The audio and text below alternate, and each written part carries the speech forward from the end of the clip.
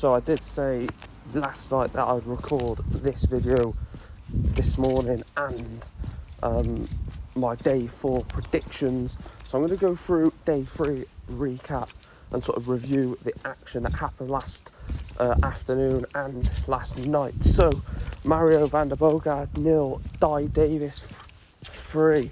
What a win for the Welshman. Now in my preview I said there's a high chance Dai Davis could win, but I just felt Mario van der Bogaard, with the quality he has, with the experience he has, gets over the line. What a win for the Welshman. Sets up a tie with Luke Littler, and it wasn't an amazing game. Both players played about the same, but Davis was clinical when he needed it. Andrew Gilding 3, Cam Crabtree 1. I think it was like 97 average from Andrew Gilding. Really good performance. Again, someone who potentially was going to be on the end of an upset against Cam Crabtree, but put all that aside and managed to beat Shazam by 3 sets to 1. And again, played really well in doing so. You know, I definitely thought Crabtree was going to win this one, if I'm honest, but Andrew Gilding says there's life in the old dog yet. Luke Woodhouse 3, Boris Kirchmar 1. Boris had chances in that game, man. That is going to kill Boris Kirchmar. He had real chances to win that one, but ultimately in darts, if you don't take your chances, you're going to lose. And Luke Woodhouse is the type of player who is starting to become a bit of a James Wade.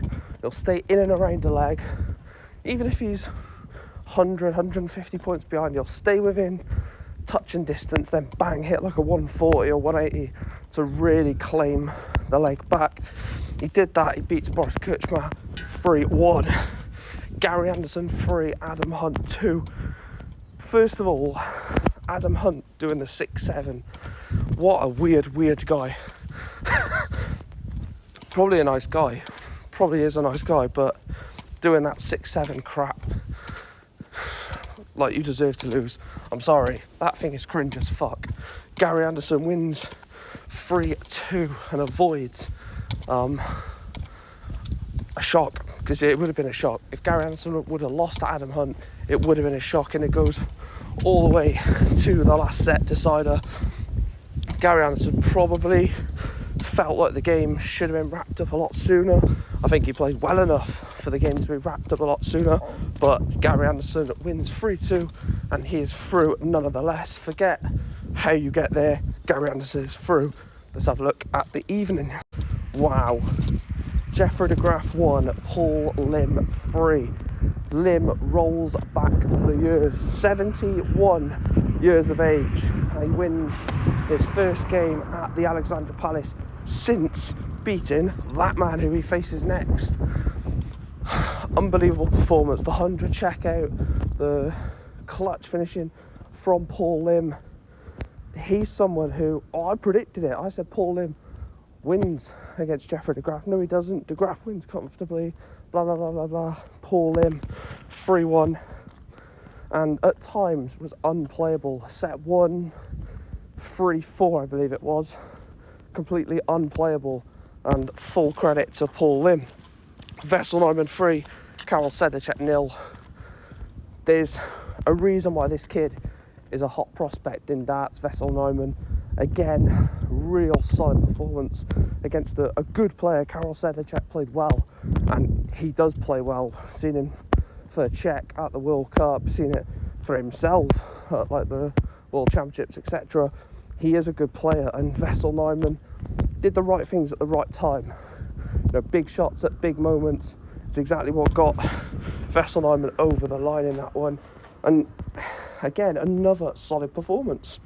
Luke Humphries 3, Ted Everts 1. Cool hand, makes no mistake of Ted Everts. Ted Everts fought hard in that game though.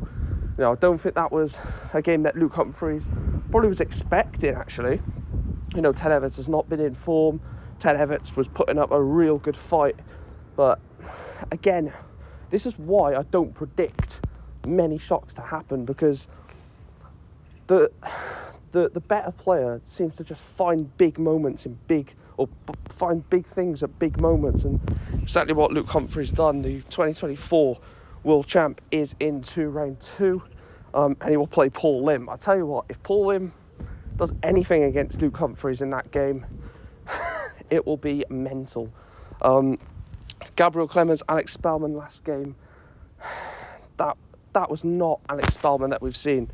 That was not the Alex Spellman that I was expecting to see against Gabriel Clemens, the German giant. 3-0, and look, it was comfortable, wasn't it? Really comfortable in the end for Gabriel Clemens, and I just didn't expect it to be that way. I thought Spellman was going to put in a different performance, different type of performance, but Gabriel Clemens threw 3-0, and like I said, Spellman had a surge in set 3, but it was just too late, wasn't it? Too late. The comeback had to start somewhere. I think he won one leg, lost 9-1 in leg format. It just wasn't good enough. Let me know your thoughts down below. That is my day 3 recap. I will record day 4 recap this evening, don't worry, but this was just one that I couldn't do last night for obvious reasons. But day 3 recap done. My day 4 predictions will be out in about an hour, just getting the bus to work, and then when I get off the bus, I will record them, and then, yeah, hopefully another great day at the Alexandra Palace. Let me know your thoughts from day 3. Thanks for watching. As always, the support is unreal. I'll speak to you in the next one.